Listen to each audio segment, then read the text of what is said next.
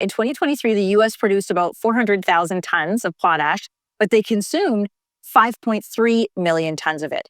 So, what does its capacity to produce potash domestically look like? And I ask that because President Trump has talked about, I want automakers in the US, I want things made in the US so that we're not importing from places like Canada, but can they? Well, if the potash deposits are laid down by a dissolving sea, right? So you kind of know where they are. There's only two real big basins in the world that are substantial.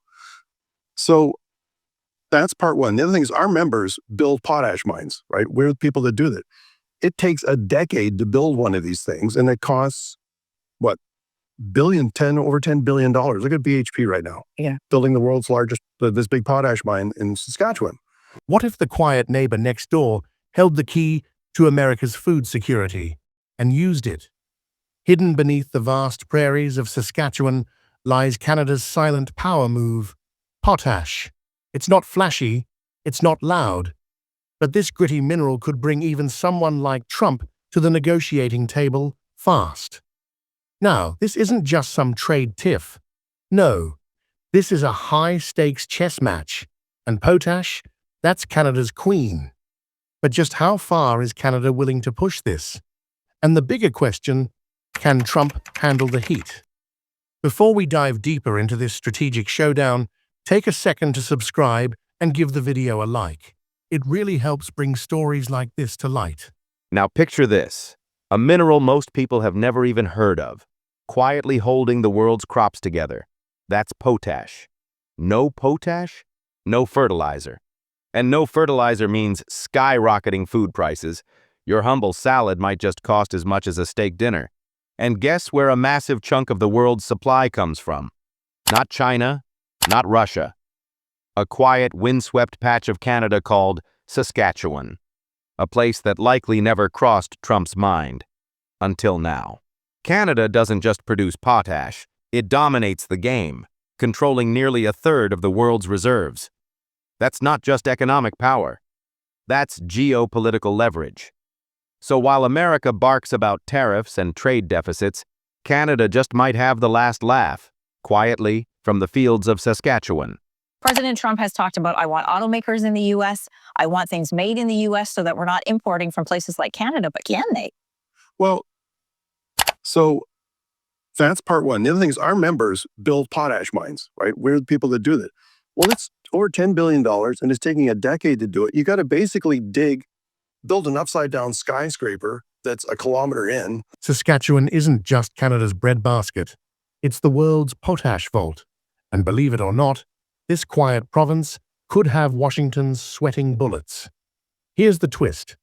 The US heavily relies on this humble resource from its ever-so-polite northern neighbor. In 2022 alone, Canada exported $4.9 billion worth of potash to American farms.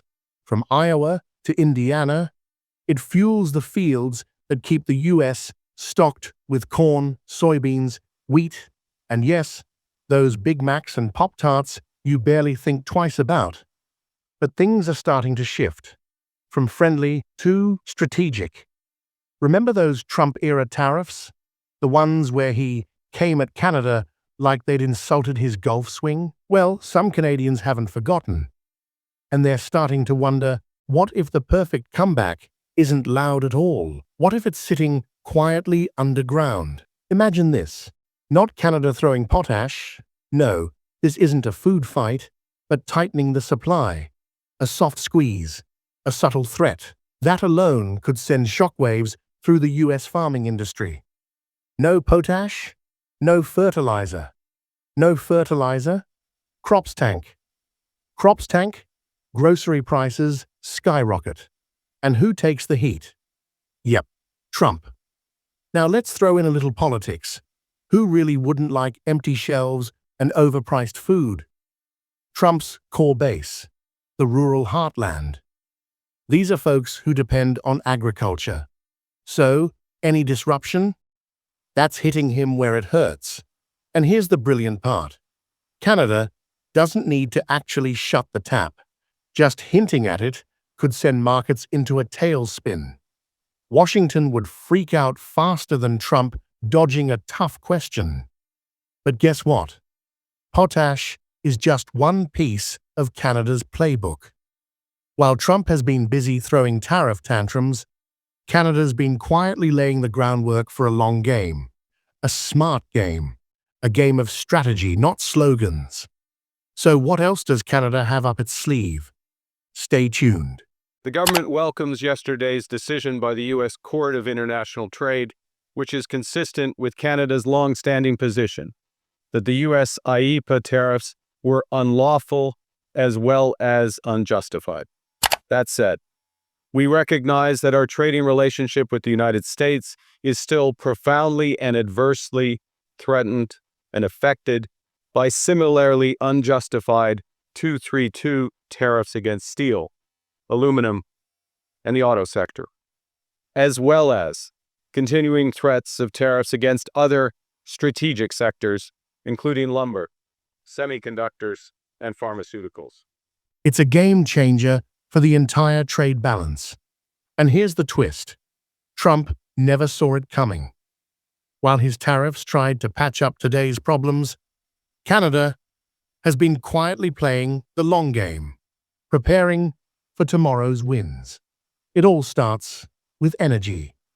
After potash, this is Canada's crown jewel, and they've chosen a bold new path to move it. For decades, the US has been Canada's main customer when it comes to oil and gas. In fact, a staggering 97% of Canada's energy exports have gone straight across the border. Convenient for the US? Absolutely. But there's a catch. It's kept Canada stuck. Low prices, little leverage, almost no bargaining power. So what's Canada doing about it? Flipping the board. No more complaints about dependence. No more waiting on US buyers. Instead, Canada is building pipelines to the Pacific, unlocking a whole new route. It's now exporting liquefied natural gas, LNG, straight to Asia, one of the world's most energy-hungry regions. And they're not just dipping their toes in. One massive LNG project in British Columbia, a $40 billion investment, has already delivered its first shipment to North Asia. That's not just a sale, that's a signal. Canada's no longer waiting in America's shadow. It's building its own lane, and it's just getting started. For the first time, Canadian liquefied natural gas is heading overseas. The faculty can produce up to 14 million tons of gas per year.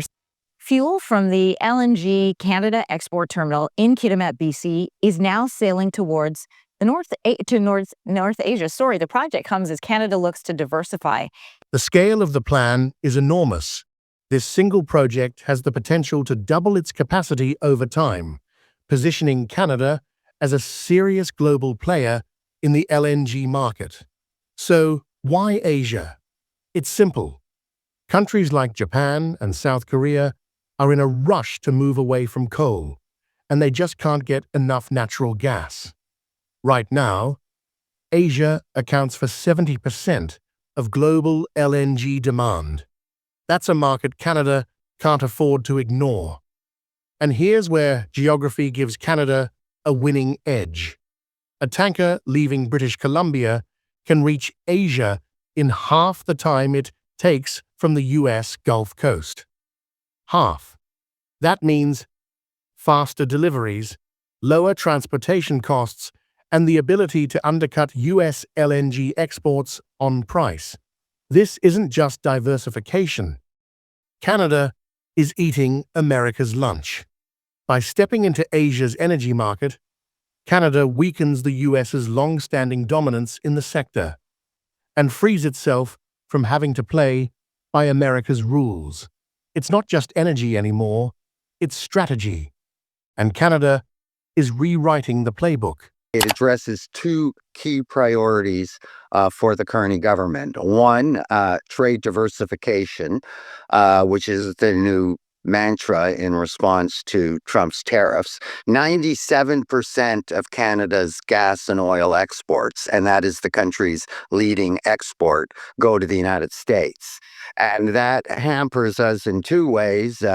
First of all, our oil and gas trades at a significant discount in the U.S. market because we have nowhere else to sell it. Now, combine that potash pressure with Canada's bold LNG pivot, and suddenly Trump's tariff tantrums start to look like minor static on Canada's radar.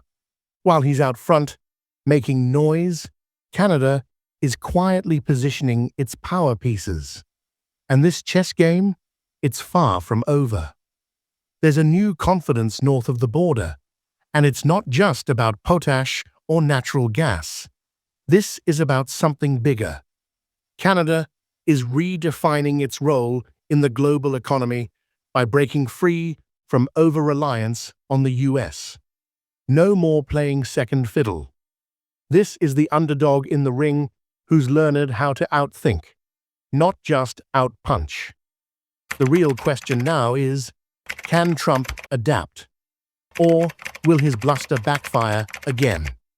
One thing's certain, Canada's next move won't just shake up trade. It could shift the entire balance of power. So stay tuned, because this match is just starting to heat up. You know, every once in a while, the world shifts in small, quiet ways. Not with headlines, but with moments that go unnoticed until it's too late to ignore them. If you made it this far, maybe you're one of the few who see those shifts. And if that's you, stick around, because this channel isn't just about what's happening. It's about why it matters, who it affects, and what comes next. There's a bigger story unfolding, and we're just getting started. Like, subscribe, and hit the bell, because next time we go even deeper. Thanks for watching.